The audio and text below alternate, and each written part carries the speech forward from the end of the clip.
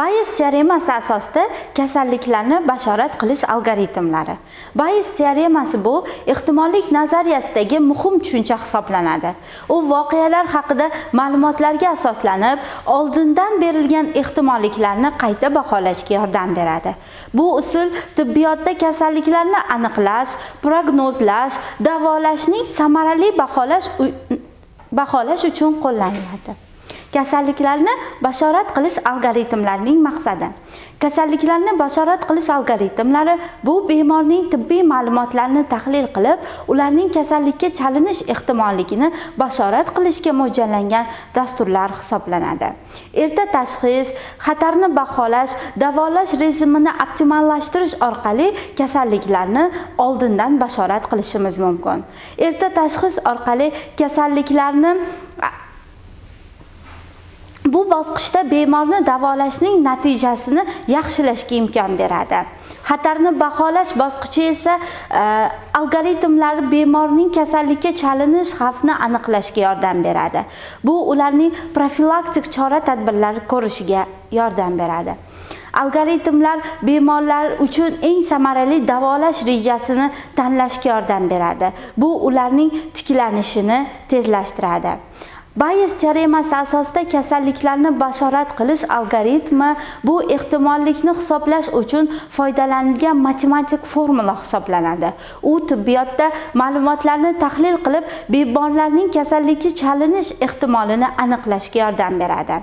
Oldingi ehtimollik bu algoritm oldin bemorning kasallikka chalinish ehtimolini hisoblaydi. Bu ehtimollik bemorning demografik ma'lumotlari va tibbiy tarixi asosida hisoblanadi.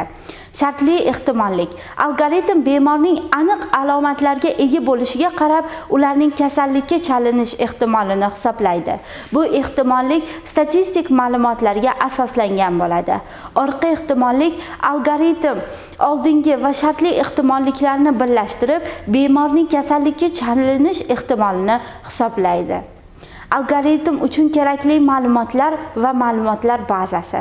Algoritm ishlashi uchun juda katta ma'lumotlar bazasi kerak bo'ladi. Bu ma'lumotlar bazasi bemorning tibbiy tarixi, demografik ma'lumotlari, laboratoriya tekshiruvi va diagnostika natijalari kabi ma'lumotlarni o'z ichiga oladi. Tibbiy tarix bemorning oldingi kasalliklari, davolanishlari va oilasining tibbiy tarixi hisoblanadi.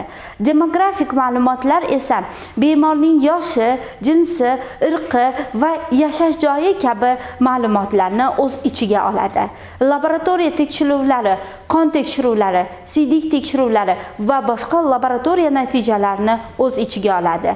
Diagnostika natijalari, rentgen, MRT va turli diagnostik tekshiruv natijalarini o'z ichiga oladi. Algoritmning asosiy bosqichlari. Algoritm ma'lumotlarni tahlil qilish, ehtimolliklarni hisoblash va bashorat qilish jarayonidan iborat bo'ladi.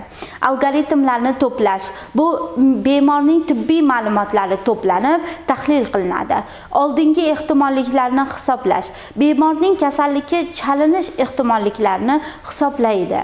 Shartli ehtimolliklarni hisoblash. Bemorning algoritmlariga qarab, uning qaysi kasallikka chalinish ehtimolligini hisoblaydi. Orqa ehtimollikni hisoblash. Oldingi va shartli ehtimolliklarni birlashtirib, bemorning kasallikka chalinish ehtimolligini hisoblaydi. Bashorat qilish algoritm bemorning kasallikka chalinish ehtimolini bashorat qiladi. Algoritm natijalarini baholash va optimizatsiya. Algoritm ishlashni samaradorligini baholash va uni takomillashtirish muhim hisoblanadi. To'g'ri, sezgirlik va o'ziga xoslik yordamida biz algoritmni bashorat qilib bera olamiz. Algoritmni bashoratlashning to'g'riligi qanchalik yuqori bo'lsa, u shunchalik samarali hisoblanadi. Sezgirlik algoritm kasallikni aniqlash qobiliyati, ya'ni haqiqiy kasalliklarni aniqlash darajasi hisoblanadi. O'ziga xoslik algoritm sog'lom odamlarni noto'g'ri aniqlash qobiliyatlari, ya'ni sog'lom odamlarni kasal deb noto'g'ri tashxis qo'ygan jarayonlarni aniqlaydi. Algoritmlarni qo'llash va amaliy misollar. Algoritm turli tibbiyot sohalarida qo'llash mumkin. Jumladan, kasalliklarni bashorat qilish, bemorlarni davolash rejimini optimallashtirish va tibbiy xarajatlarni kamaytirishga yordam beradi. Saratonni bashorat qilish bemorning tibbiy ma'lumotlarini tahlil qilib, saraton xavfini aniqlaydi. Yurak kasalliklarini bashorat qilish bemorning yurak-qon tomir kasalliklarini oldindan bashorat qiladi. Diabetni bashorat qilish bemorning diabet xavfini bashorat qiladi. Xulosa va kelgusida rivojlanish istiqbollari. Bayes teoremasi asosida xulosa va